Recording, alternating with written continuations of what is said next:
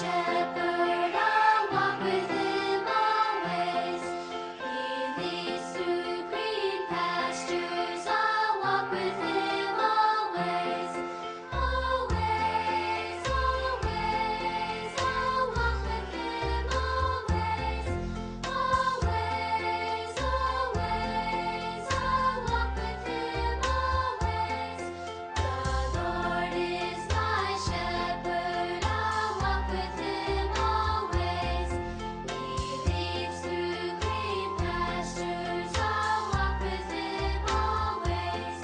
The Lord is my shepherd, I'll walk with him always. He leads through green pastures, I'll walk with him always. Always my shepherd, I'll walk with him always.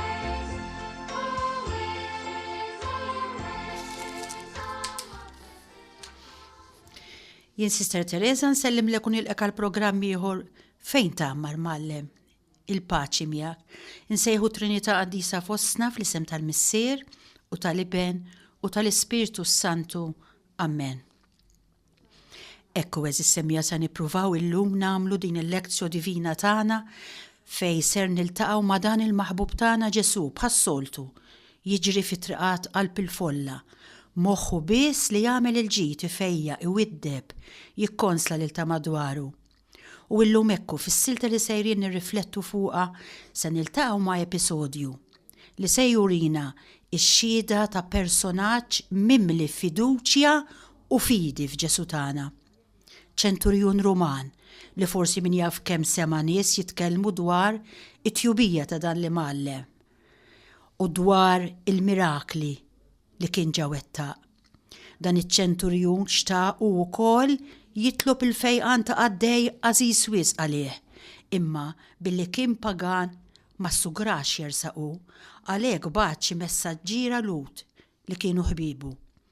Ejjew flimkien nisimgħu is-silta mill-Vanġelu ta' San Luqa kapitlu 7 versi 1 sa 10. Kif Ġesu temm kull ma kellu jgħidilhom lil dawk in-nies li kienu madwaru min jaf hekk hemm kien ilu jwissi u jgħallem, kif spiċċa daħal Kafarnawm. U jkun hemm ċenturjun li jkollu Għaddej għażiż ħafna lih kif semmejna. Dan kien marit u wasal anke biex imut. Iċ-ċenturjun sama b'Ġesu u batlu xi wħud mix-xjuħ tal-Lut biex jitolbuh jiġi jfejjaqlu l-Għaddej. Dawk marru quddiem Ġesu u bdew jitolbuh perqa kbira u jgħidulu tkun ħaġa xierqa taw tixraqlu li tagħmillu dan li qed jitolbok għax hu joss il-ġens tagħna u kienu li bnielna s-sinagoga. Ġesu mar magħhom u ma kienx il-bogħod wisq mid-dar meta ċ-ċenturjun bad jgħidlu ma' xi ħbieb, Sinjur, toqgħodx tinqala għax xien ma jistħoqlix li tidħol taħt is-saqaf tiegħi, għalhekk ħassejt li anqas kien jistħoq li niġi nsibek jien stess. Araw x'umiltata. Imma int ordna b'kelma u l-Għaddej tiegħi jfiq. Araw eżis semmija, araw x'fidi. Allu għax xien ukoll bniedem taħt is-seta ta' ħaddieħor u jien stess għandi soldati taħt il-kman tiegħi li l-wieħed ngħidlu mur jmur, lil ieħor ngħidlu ejja u jiġi u lil Għaddej ngħidlu għamel dan u jagħmlu. Ġesu baqa' mistaġeb bih meta sama dan. Dar lejn in-nies li kienu miexja warajh u qalilhom attenti hawn eżis semmija għax illum dan li se jgħid Ġesu qed jgħidu lili u lilek, Nimmaġinawna qalb dik il-folla u Ġesu qed jippunta subaħ lejk u lejja. Isimgħu x'se jgħid. Ngħidilkom li anqas f'Iżrael ma sibt fidi bħal din. Meta mbagħad dawk li kienu mibgħuta reġgħu lura d-dar u sabu l-Għaddej qawwi u sħiħ. Silta eżis semmija li turina l-imħabba ta' Ġesu li jixtieq jara il-bniedem sħiħ u l-fidi tremenda ta' dan iċ-ċenturjun. Ekku nistaqsi, għaliex ħafna min-nies li semgħu u raw li l-Kristu baqgħu ma jemnux. Kieku konna aħna ngħixu flokhom, naħsbu li konna inġibu ruħna aħjar. Illum hekk nistaqsi lilek, kif qed iġġib ruħek?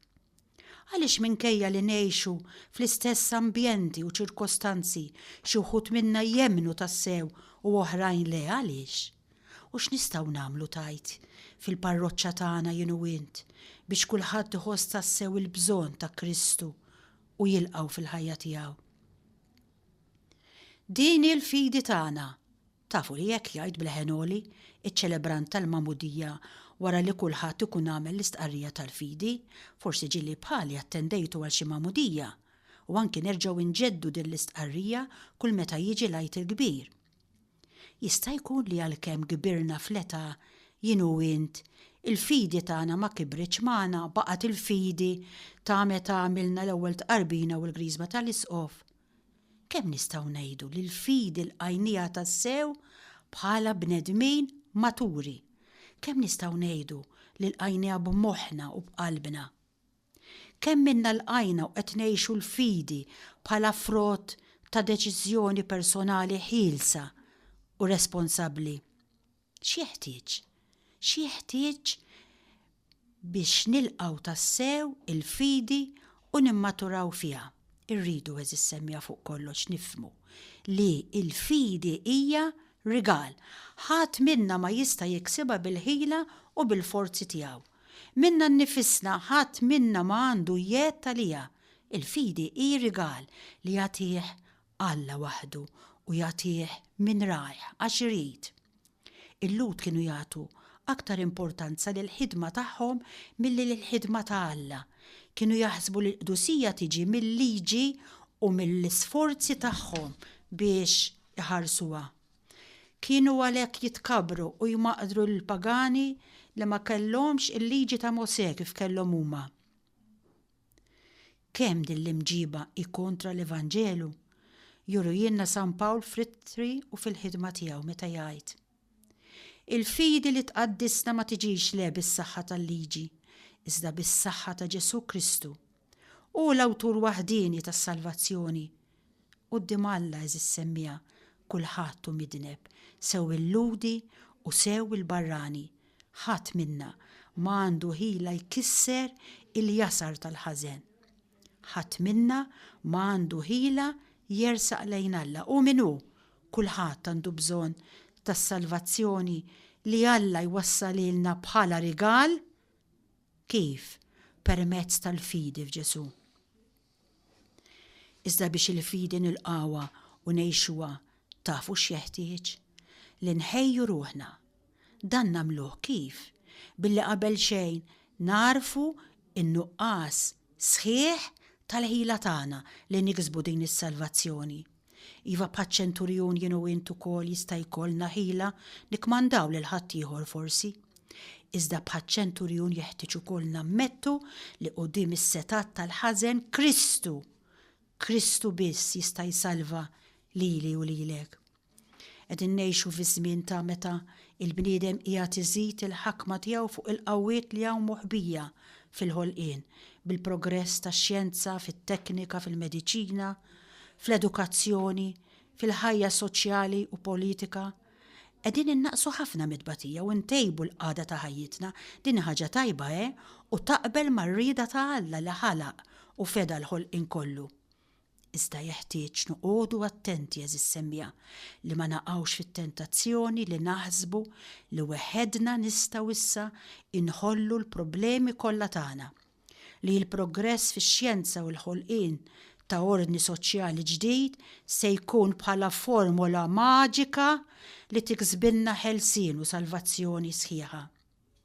It-tentazzjoni li kellhom il-Lut iva biex jafdaw biss fuq il-forzi tagħhom għada fostna taħt għamla oħra. Biex nilqaw tassew il-fidi ma jeħtieġ biss narfu in-nuqqas ta' ħila tagħna ta'. Jeħtieġ ukoll paċ-ċenturjun narfu kemm ma jistoqilniex li Alla jaħfrinna u jagħtina sem minn din ħajtu qaddisa. M'hemmx paragun bejn ir-rigali tal-fidi u tas-salvazzjoni li jagħtina Alla u dak kollu li jistħoq lilna bnedmin midinbin bħalna.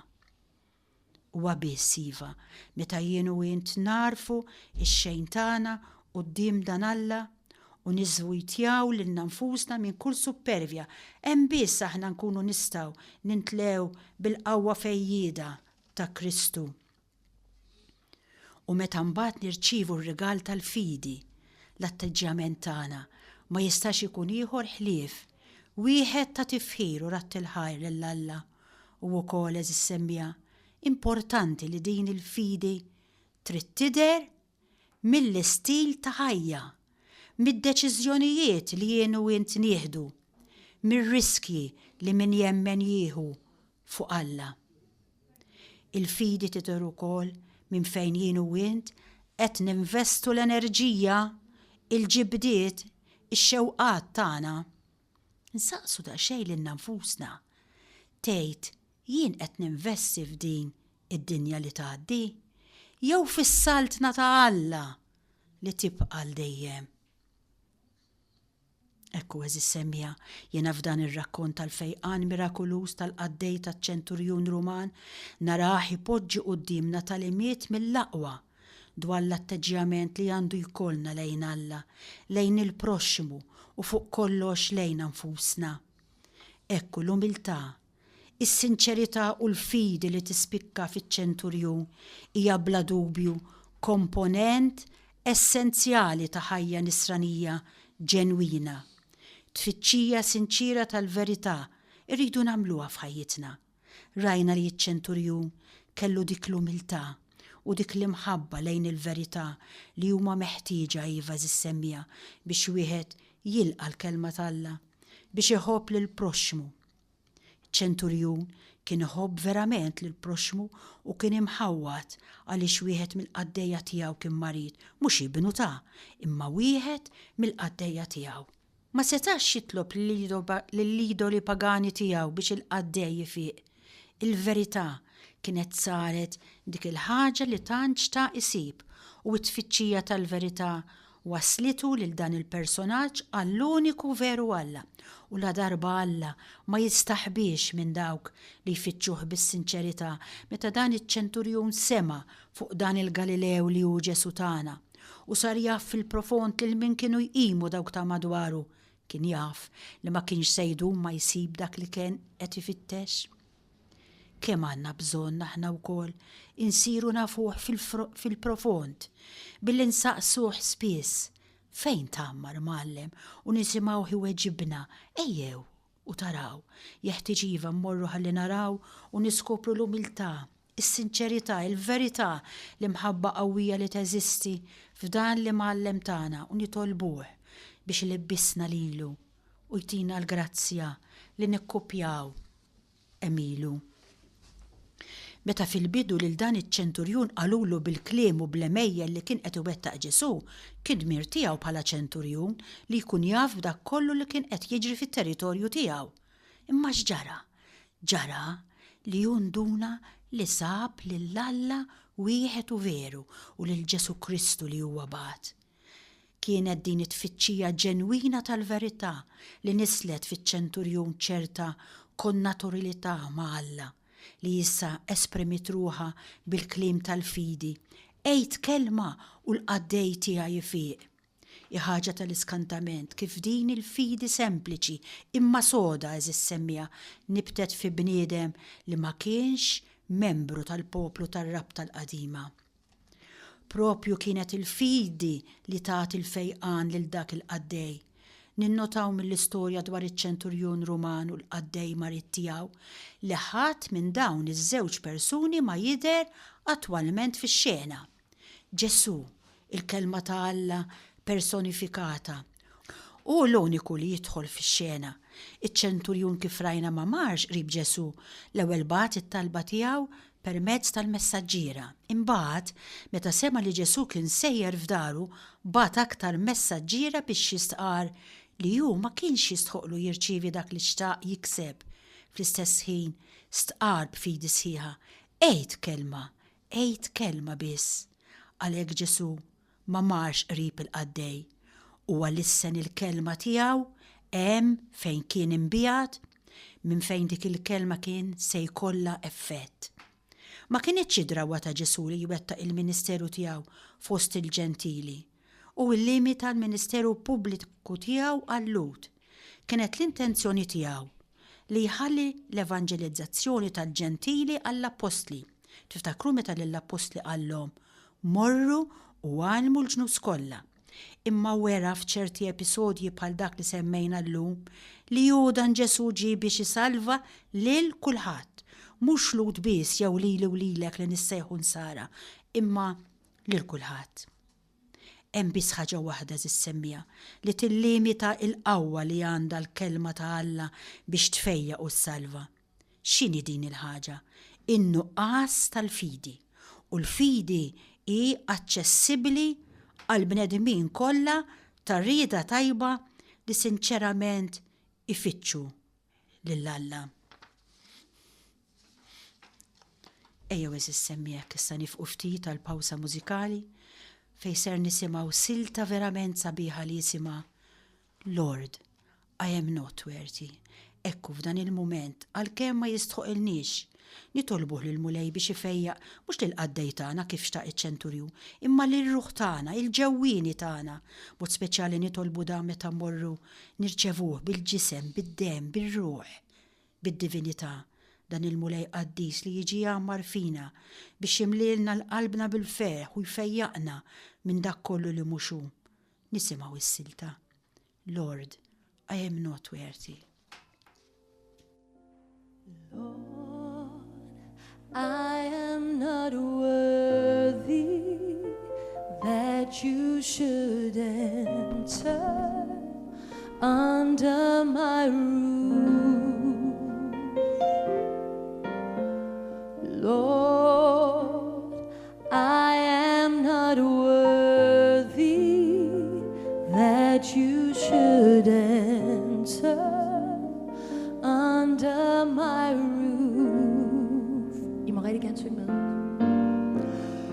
Lord, I am not worthy that you should enter under my roof. Lord, I am not worthy that you should enter under my roof. Was ist hier in her? But only say the word. Only say the word.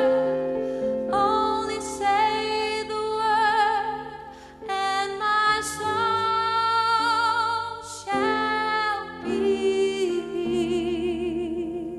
But only say the word. But only say the word. Only say the word.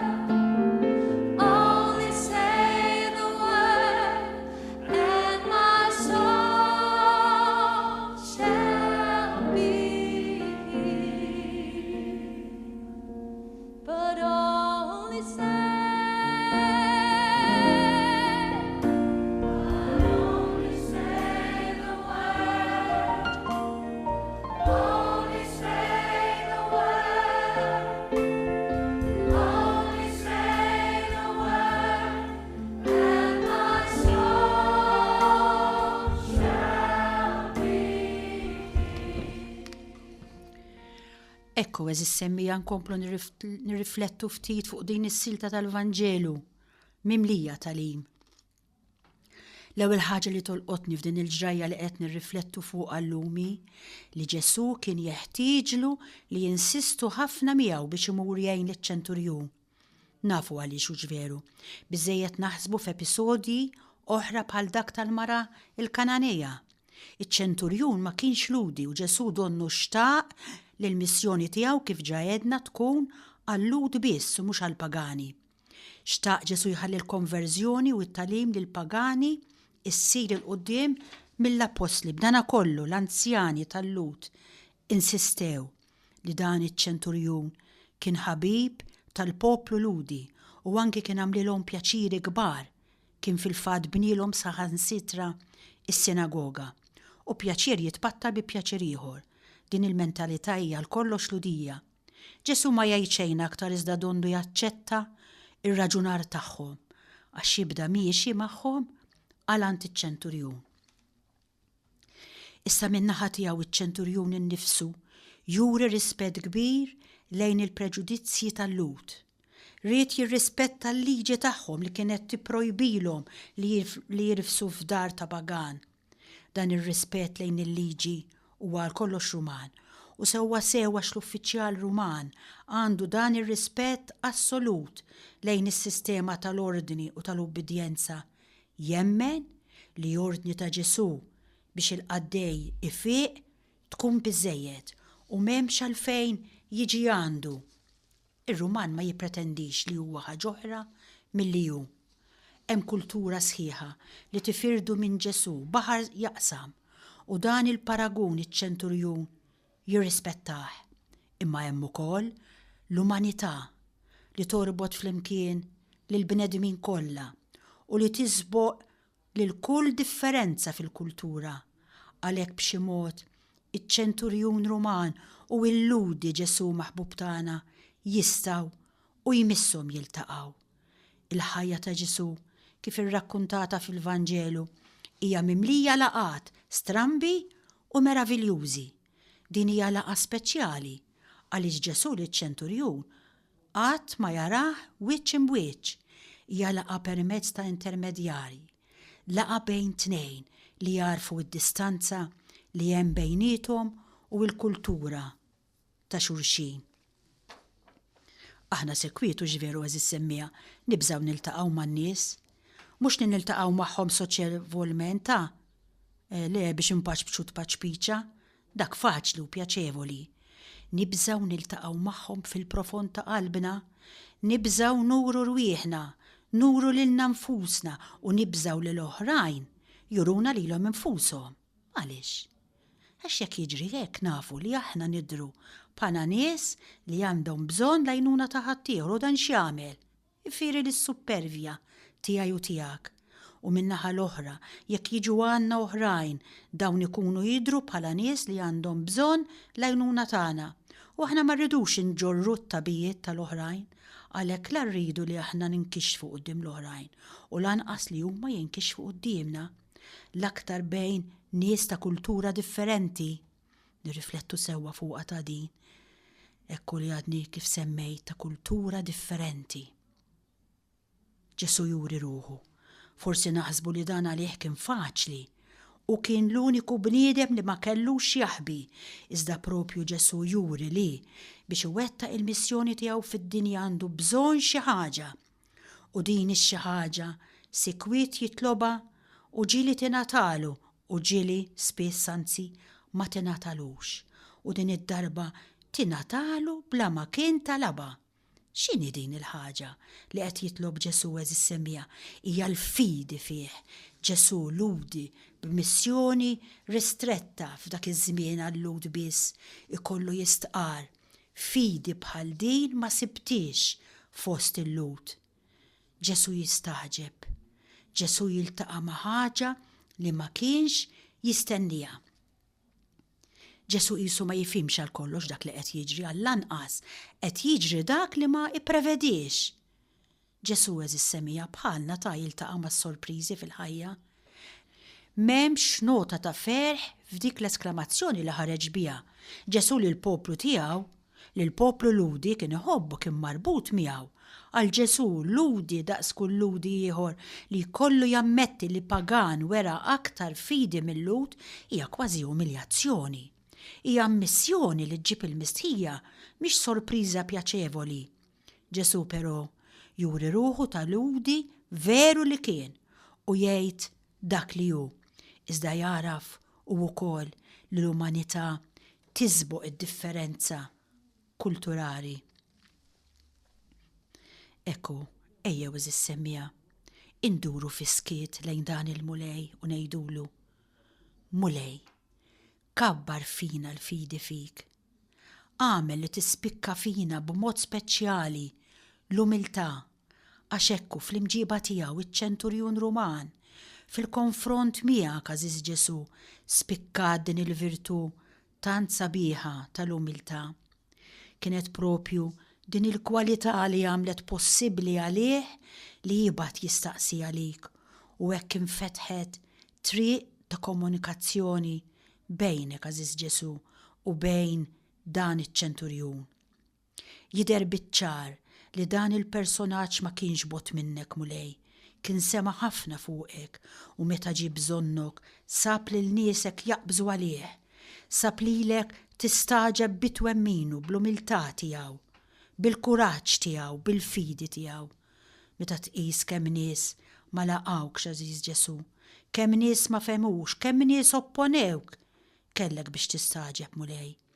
Imma jien, flimkien ma dawn is-semmija ngħidlek, mulej, kemm nixtieq natik raġuni biex tistaġeb bija, kemm nixtieq kolli fidi, ħajja fis-seta tiegħek, fl-awtorità tiegħek, fil-kapaċitajiet tiegħek.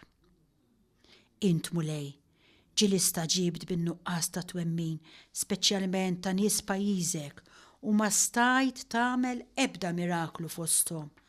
Tħallinix mulej nidħol f'din il-kategorija li tniktek u tiddisappuntak.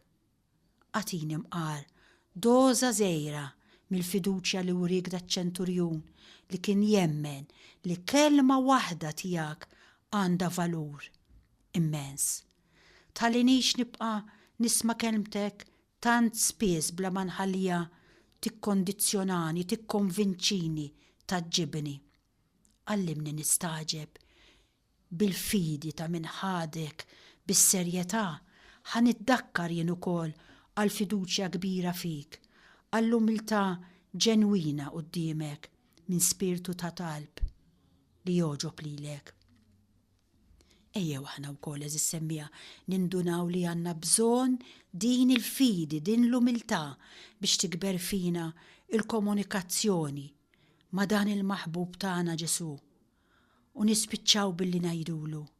Ġesu ta' qalb ħelwa u umli, għamel li qalbi tkun tiġbaħ lil tiegħek, saħħaħni bl-ispirtu tiegħek, għallimni it-triqat li tixtieqni ngħaddi minnhom sakemm ġurnata niġi ħdejk ingawdik għal dejjem. Nsellem lilek li kont magħna għal dan il-programm. Il-paċi miegħek.